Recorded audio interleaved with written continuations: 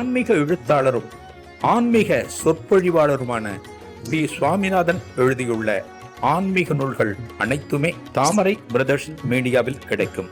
மகாபிரிவா தொகுதிகள் தமிழிலும், மகாபிரிவா தொகுதிகள் ஆங்கிலத்திலும் இவர் எழுதியுள்ள நூல்கள் பல்லாயிரக்கணக்கான வாசகர்களிடையே பெரும் வரவேற்பை பெற்றது.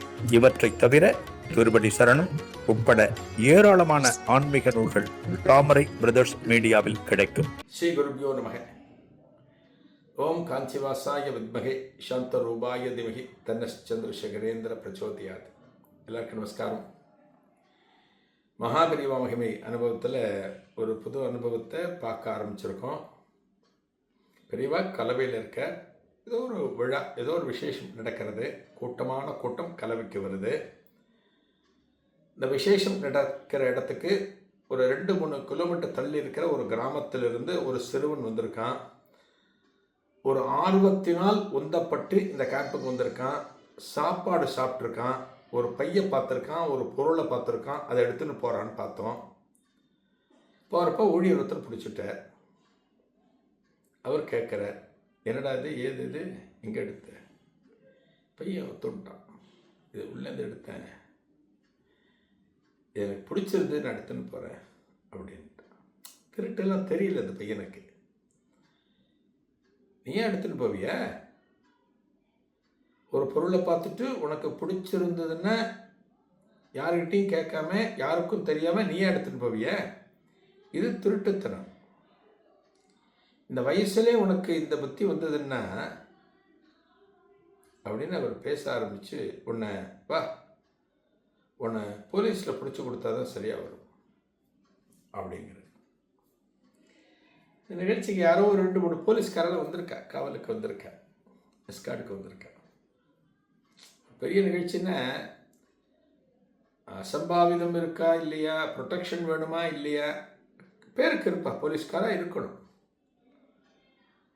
ஒரு பெரிய ஈவெண்ட் நடக்கிறது, பல பேர் கூடக்கூடிய நிகழ்வு அப்படின்னா இன்றைக்கெல்லாம் பார்த்தீங்கன்னா ஃபயர் சர்வீஸில் ஆரம்பித்து, டாக்டர்ஸ் டீமில் ஆரம்பித்து எல்லாமே இருக்கா இன்றைக்கி.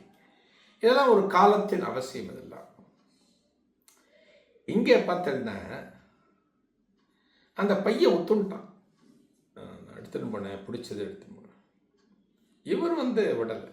இல்லை, இந்த வயசில் உனக்கு அப்படி இருக்கக்கூடாது, உன்னை போலீஸில் பிடிச்சி கொடுக்கணும் அப்படின்னு கூட்டின்னு வர.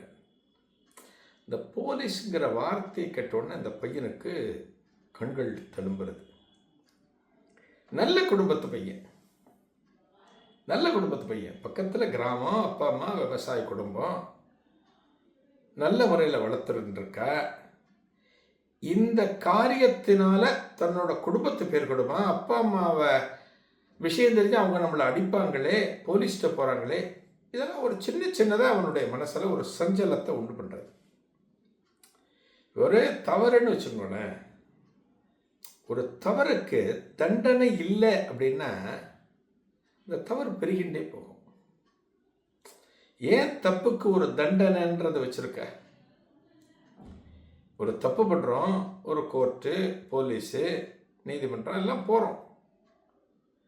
ஏன் இங்கே ஒரு பனிஷ்மெண்ட் கொடுக்குற ஒரு தப்பு செஞ்சவனுக்கு அப்படின்னா அது அவனுக்கும் ஒரு பாடம், அதே போல் தவறுகளை செய்ய நினைக்கிற மற்றவர்களுக்கும் ஒரு பாடம்.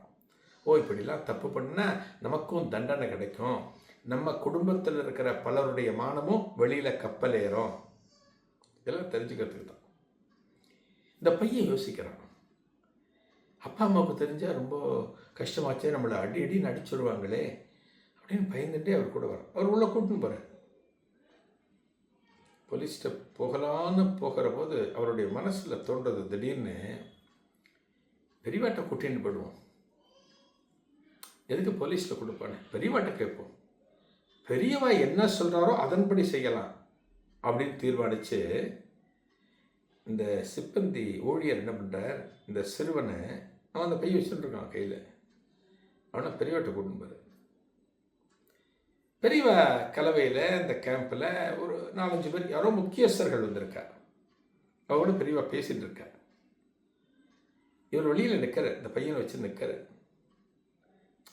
நிற்கிற போது அவருடைய மனசுல பேசாம பெரியவா பிஸியா இருக்கார், நம்ம போலீஸ்ல கொடுத்துடலாமோ ஒப்படை சொல்லாமோன்னு கூட தோன்றது. பெரியவா பார்த்துட்டு கொஞ்சம் ஜாட கொடுக்குறார். ஒரு 5-10 நிமிஷத்துல இந்த 4-5 பேர் உட்காந்து பேசிட்டு இருக்கா இல்லையா, பெரியவகிட்ட அவளை அனுப்பிச்சிட்டேன். அவளை அனுப்பிச்சிட்டு இவரை கூப்பிடுறேன், இந்த ஊழியரை கூப்பிடுறார். இந்த பையனை கூட்டிட்டு வர பெரியவா கேட்குற, யார் இந்த பையன்? ஒரு சாதாரண கிராமத்தை சிறுவன் எப்படி இருப்பான், ஒரு ட்ராயர் போட்டுண்டு ஒரு சட்டை போட்டுண்டு சாதாரணமாக இருக்கும். இந்த ஊழியர் விஷயத்தை சொல்கிறேன், பெரியவாட்ட சொல்கிறார். எல்லாத்தையும் பெரியவாட்ட சொல்லி முடிச்சோன்னே மகாபெரியவா கேட்கிறார், நீ என்ன பண்ணலாம்னு நினச்ச அப்படின்னு கேட்குறார். பெரியவா, இந்த பையனை போலீஸில் பிடிச்சி கொடுத்துலான்னு நான் நினச்சேன்.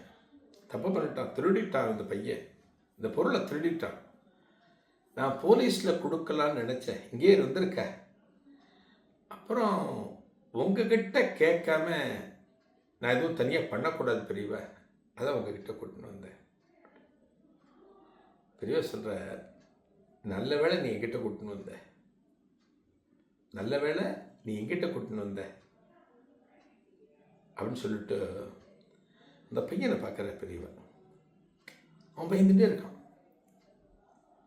என்ன பண்ணுவாங்களோ ஏது பண்ணுவாங்களோ, நம்ம அப்பா அம்மாவுக்கு தெரிஞ்சால் ரொம்ப கஷ்டமாச்சே, ஊரில் தெரிஞ்சால் எல்லாரும் நம்மளை பரிகாசம் பண்ணுவாங்களே அப்படின்னு ஒரு கவலையோட பயத்தோடு பார்க்குறான். பெரியவா கேட்கிறார், ஏண்டா குழந்தை, அந்த பையன் நீ தான் எடுத்துன்னு போனியோ அப்படிங்கிற. ஆமாம் அப்படிங்கிற. என்னை விட்டுருங்க, நான் தப்பு பண்ணிட்டேன், என்னை மன்னிச்சிடுங்க, நான் பையன் வச்சுட்டு போயிடுறேன், என்னை போலீஸில் பிடிச்சி கொடுக்காதீங்க. பையன் கதற ஆரம்பிக்கிறான். பயம், அதாவது என்ன ஆகுமோ ஏதாகுமோ, அதாவது ஏதான ஒரு தப்பை நம்ம செய்யணும்னு நினைக்கவே கூடாது. அப்படி நினைச்சு அதனுடைய பின்விளைவுகள் என்னவாக இருக்கும் அதை யோசிக்கணும்.